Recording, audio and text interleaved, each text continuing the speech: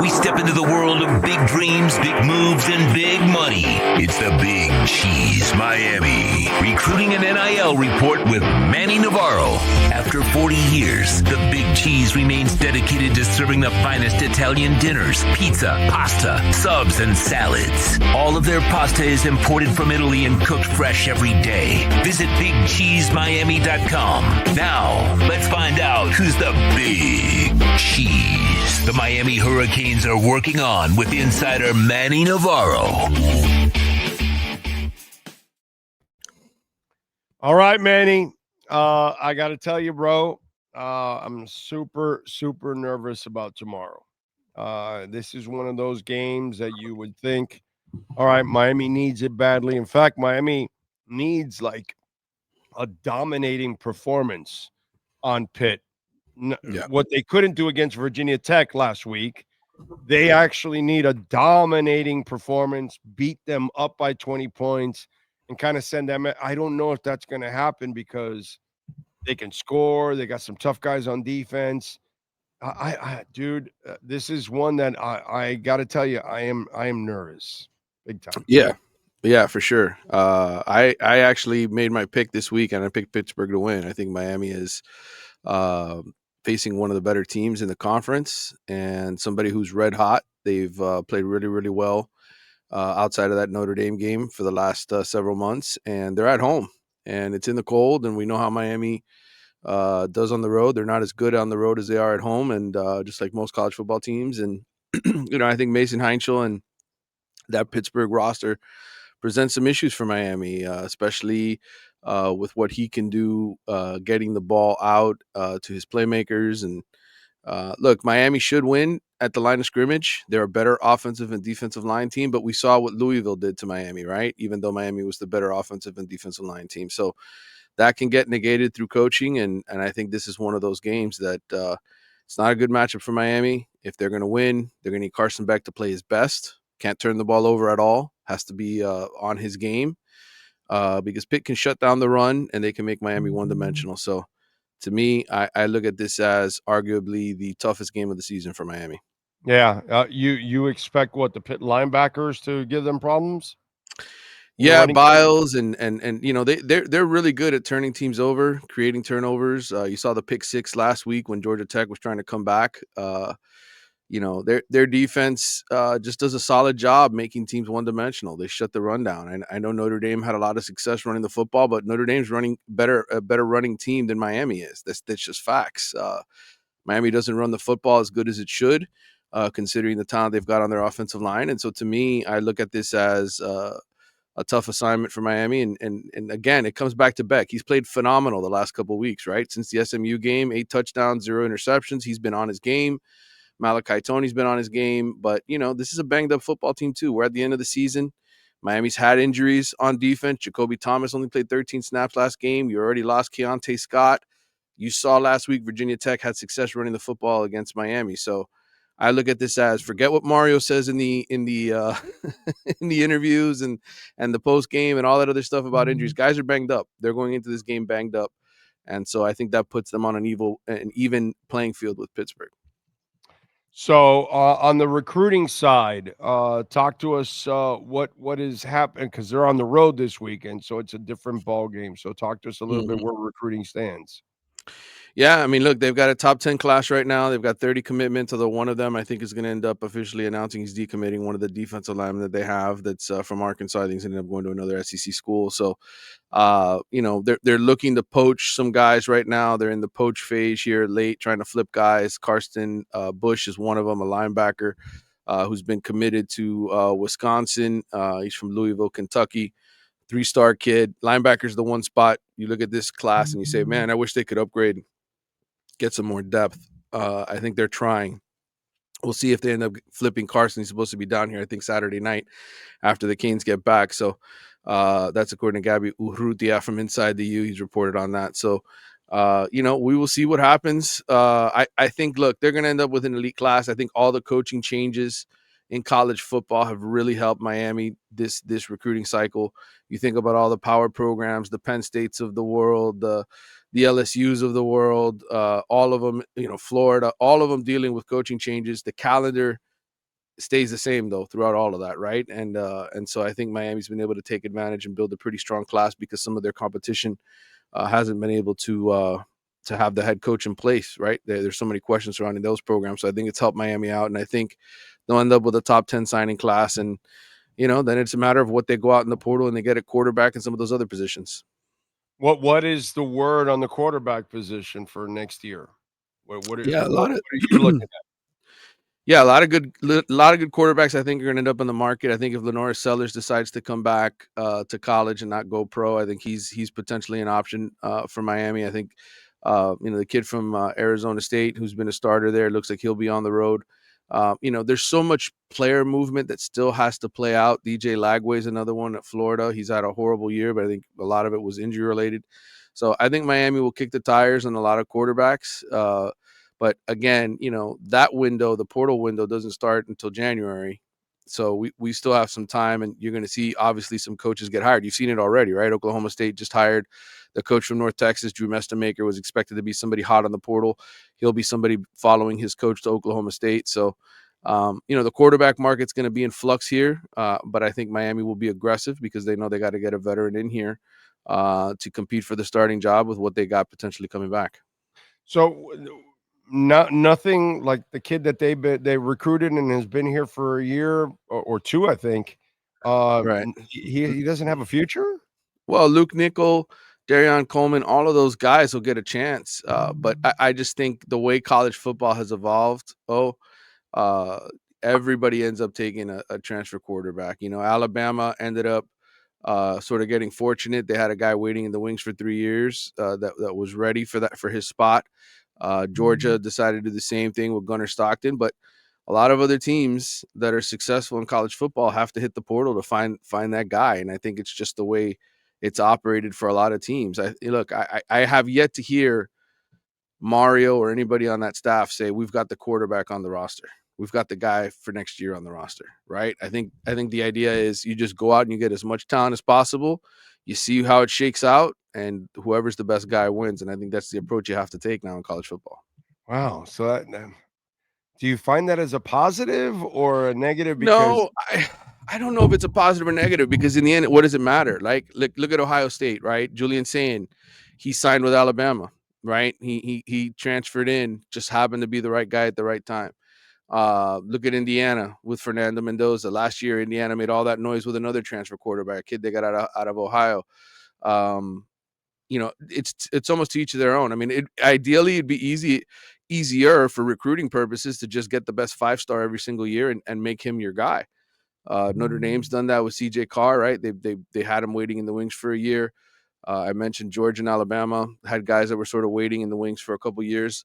I just think it depends on ultimately the offensive coordinator and what they feel is best for the offense. And so while it's nice to groom guys, sometimes those guys never develop into what you envision. And so I think it's and that's another thing too. It's who knows what's going to happen with Shannon Dawson. All these coach openings. There's going to be more coach openings as people leave to take those other jobs that are open right now. And so the carousel is going to be moving, brother. And so you really don't know what's going to end up happening here until probably the middle of January when that transfer window closes. That's when you have a real good idea of, okay, this is your coach, this is your coordinator, this is your quarterback, and then you go from there.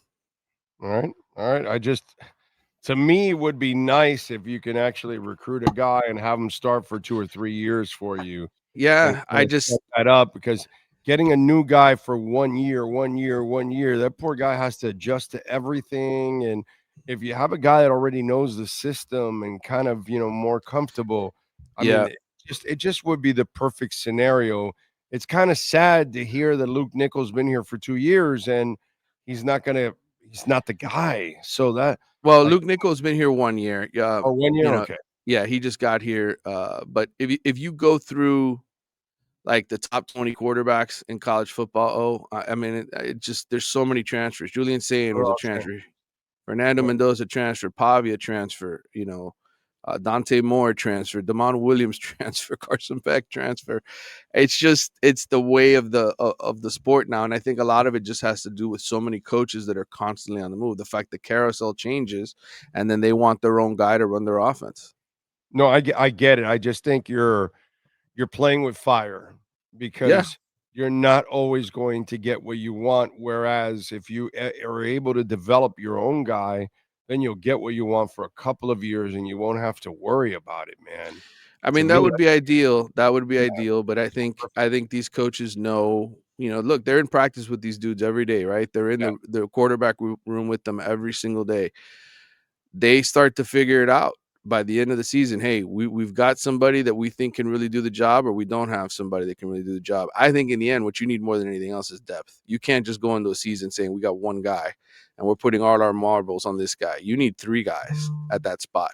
That if one of them gets injured, one of them decides I don't want to wait anymore and I'm getting in the portal and leaving, that you have at least two to fall back on going into a year. And it's the toughest position to me to recruit in this sport because of the amount of turnover at the coordinator position and quarterback coach position. Every single year, people are on the move. And so it's hard to just recruit a 4 and 5 star guy and then, put energy into him, because if he's not playing within the second year, he's probably gone.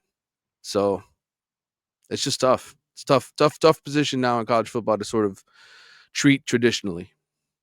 all right. Don't forget, follow him on Twitter at Manny_Navarro and catch his work there at The Athletic. You can subscribe and check out The Athletic too at the same time. Manny, what can you tell me about Jaden Upshaw, a wide receiver that is also on the radar for the Miami Hurricanes?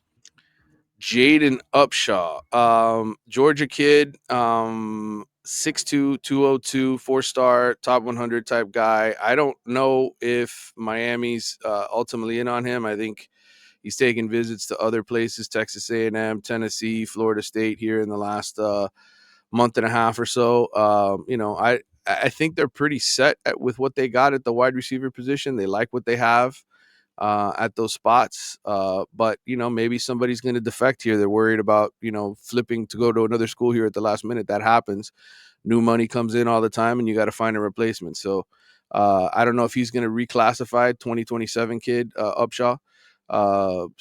Maybe that's more for the 27 class, but he's if we're talking about the immediate 2026 class, I think they're set at wide receiver. Upshaw's probably a guy that unless he reclassifies, I don't see him being in this class. What's the tight end position look like for the future? Good. I like the guys that they have in this class for Miami. They got the kid from California who's been a part of the class for a while. The one that they just flipped from Colorado. Big, strong kid who's played multiple sports. He played. I think it's his first or second full year in football. Has over 30 touchdowns. Runs the Wildcat. They look like they're upgrading the tight end position in my mind. Obviously this season, some of the kids that they had at that spot haven't really panned out the way that they wanted. I think they wanted some more size, and they've gone out and recruited it. I think they've done a good job recruiting almost every position. I think linebacker is the only one that I look at and I say, well, maybe it's just not as good as it should be. But I think overall it's been a really good class. And looking at the name of the tight end now as I call it back up, Gavin Mueller, that's the kid. 6'5", 255 out of Illinois. He's the guy that they're really excited about. Was a Colorado commitment. So I think they're fine. I think they're, the funny thing is in Shannon Dawson's offense, it's not like they use the tight end a whole lot, right? I mean, last year you saw it with Elijah Arroyo, but this year it's kind of gone back to what it was the first year where, you sprinkle it in. It's not a position that is a dominant position in this offense. Which doesn't make any sense to me because to me that's one of the best friends of any quarterback is a tight end, and this team's history with tight ends is very good. So I really like having a tight end involved in the offense. It's one of the things I would bitch and complain about with the Dolphins, that they wouldn't implement the tight end nearly as much under Mike McDaniel, and which makes no sense to me. To me, the tight end is, dude, one of the best weapons that you can use in football.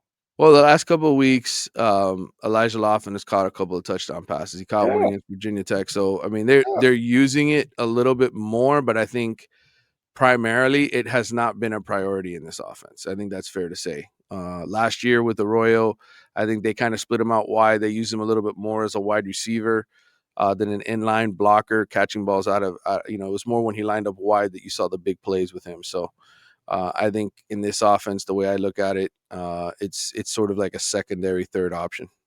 All right. What are you working on in the athletics so folks can check you out, my friend? Yeah, next week I'll be having an article on the Division II FCS transfers, all the guys that made the move up, how many of them actually succeeded. The number is actually pretty good, the amount of FCS guys that have come up and actually become starters across Power 4 schools. So I'll have sort of a look at that, whether or not that's something Miami wants to do, take a chance on some FCS guys. They obviously did it with Marty Brown, the running back. He's turned out to be a nice compliment, a guy from North Dakota State. So we'll examine some of the guys that are already in the portal from the FCS and Division II ranks, guys that are looking to make the move up, and which ones maybe Miami should be in on. We'll have our all of our coverage regarding the final week of the regular season here and what amounts to, the conference championships and the college football playoff picture. All right. And follow him on Twitter at Manny_Navarro and catch his work there at The Athletic. Manny, enjoy your weekend, my brother. Enjoy the game tomorrow. We will talk in the afternoon on Saturday. All right, brother. Good talking to you. Thank you, sir. That is the great Manny Navarro with our BigCheeseMiami.com Miami NIL and recruiting report. And by the way, visit our friends at the Big Cheese, 8080 Southwest 67th Avenue. It is party platter time, baby. Lots of people are having parties for their office, for their get-togethers, schools, whatever it is. And you remember, you can make any dish a party platter there at the Big Cheese. Plus, they also have the patio that you can rent out from 20 to 40 people, up to 40 people. So if you want to have a get-together somewhere and you're looking to rent somewhere, go to BigCheeseMiami.com. You can enjoy some delicious pasta shipped from Italy, cooked fresh daily, 8080 Southwest 67th Avenue. Give them a ring, 305-662-6855. If you want to rent the patio, if you want to order party platters, or get on down there, go to the menu, check it out at BigCheeseMiami.com. Check out the menu before you go, because the menu is extensive and you will love it. And those garlic rolls are to die for. BigCheeseMiami.com. You've been listening to the Big Cheese Miami Recruiting and NIL Report with Manny Navarro. At the Big Cheese Miami, they continue to purchase the same high-quality ingredients that the most expensive Italian restaurants use. The difference is they serve large portions at a family price. Visit the Big Cheese at 8080 Southwest 67th Avenue in Miami. Call 305-662-6855 or go to thebigcheesemiami.com. Go Canes!